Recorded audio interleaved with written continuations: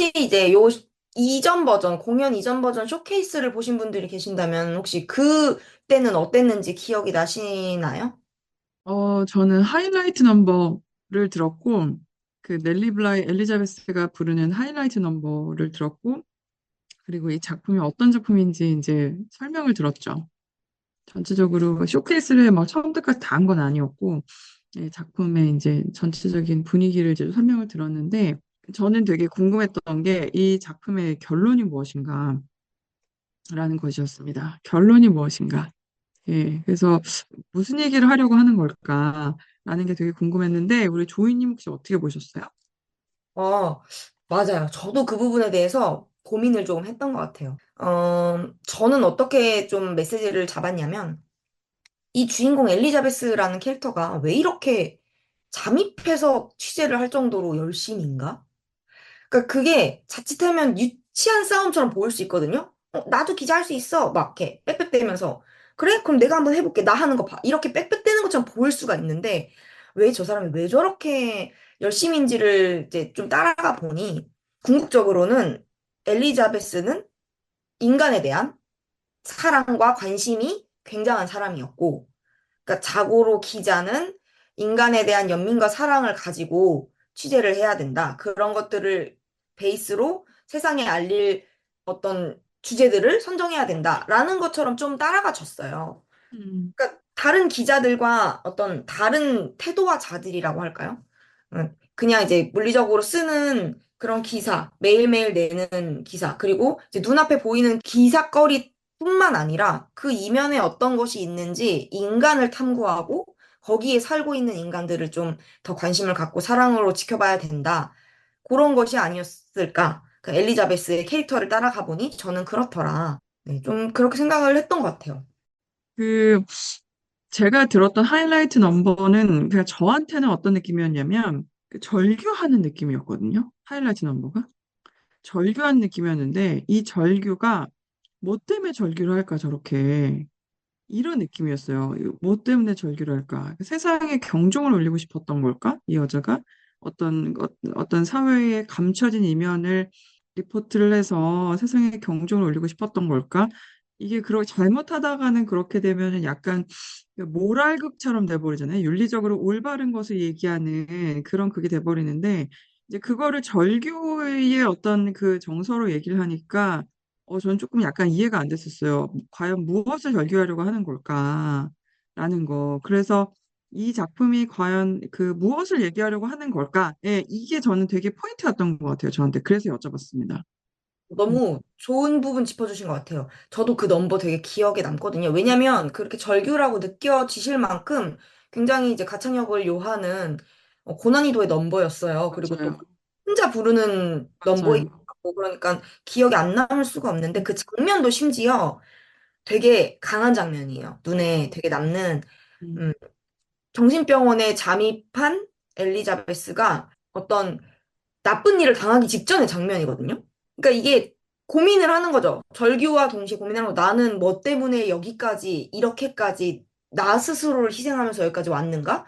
되게 고민하는 것 같아요. 그게 어떤 정신병원의 어떤 방을 들어가기 전에 부르는 노래로 이제 무대에서는 펼쳐지는데 나는 이 문을 놓고 이 문만 열면 내가 그것을 알 수 있어. 취재의 형식은 아니지만, 그러니까 뭐 이렇게 묻고 답한 취재의 형식은 아니지만 내가 이 문을 넘어가면 이 정신병원의 실체에 대해서 진짜 알게 돼. 그런데 여기를 들어가는 순간 나는 이제 고문을 당하고 굉장히 험한 일을 당할 거라는 걸 알고 있어요. 근데 그 전에 막 부르는 넘버로 나와요, 그게. 그러다 보니, 아, 내가 따라가야 할 나의 커리어와 나의 지금 인생에서 이걸 내가 해야만 하나. 이렇게 약간 절규를 했던 것이 아닌가. 근데 저도 같은 인상을 받던 게 저는 또 이 작품의 결론을 그래서 사랑과 연민이라고 느꼈는데 그러려면 저렇게 중요한 넘버가 저렇게 또 절규만으로 갖고 이어져 있기에는 조금 그런 오해가 조금 있을 수 있다는 생각이 또 지금은 드네요.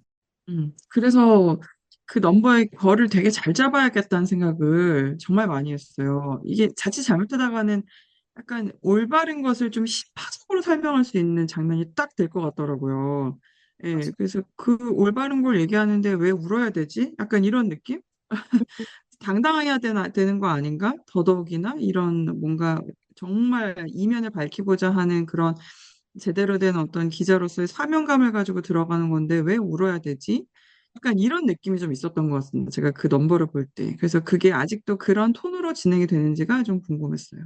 요거를 만약에 가서 보신다면, 같이 판단해 주시면 좋을 것 같아요. 관객분들이. 여기서 이제 어떤 메시지를 따라가기에 요렇게 넘버가 나오는 것이 조금 이입이 되시는지, 아니면 혹시 방해가 되시는지를 같이 판단해 주시면 이제 창작진들에게도 너무 좋은 걸음이 될 것 그렇죠. 같고요. 네, 그렇죠. 저는 이제 다른 것보다 적당한 긴장과 이완을 잘 준 것 같아서 음, 저한테는 되게 몰입도가 좋았어요. 이게 음, 왜 진지한 얘기를 진지하게 풀면 진짜 한없이 우울해지거든요.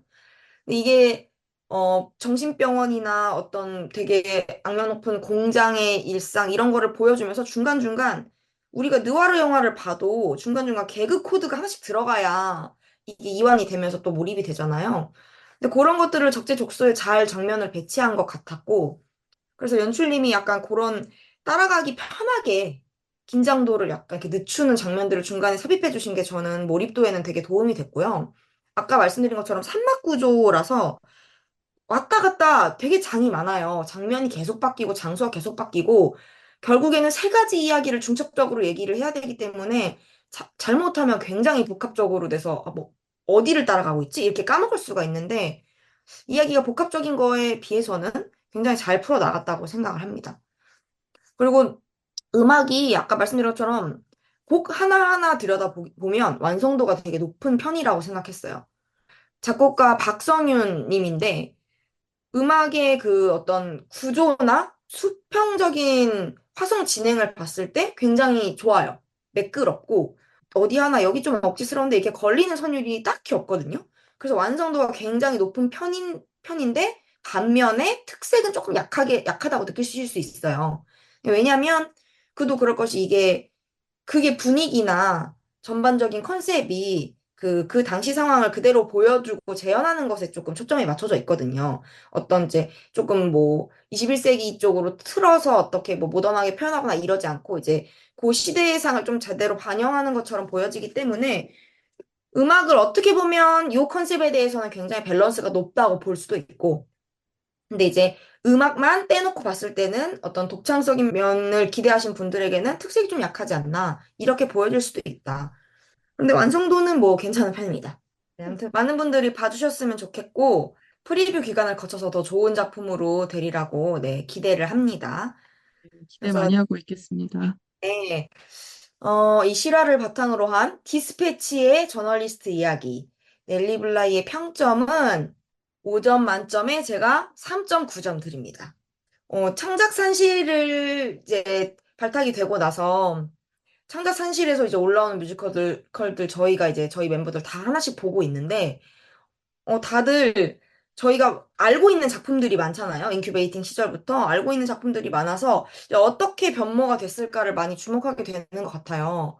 네, 이제 그래서 넬리 블라이 같은 경우도 이제 더 걸맞는 규모, 적합한 규모를 찾아서 고민하시는 것이 여실히 느껴졌고, 이제 앞으로 더 좋은 극장에서 더 좋은 한 뼘 더 성장한 극으로 찾아오기를 바라는 마음에서 네, 3.9점 드리겠습니다. 많이들 보러 가주세요.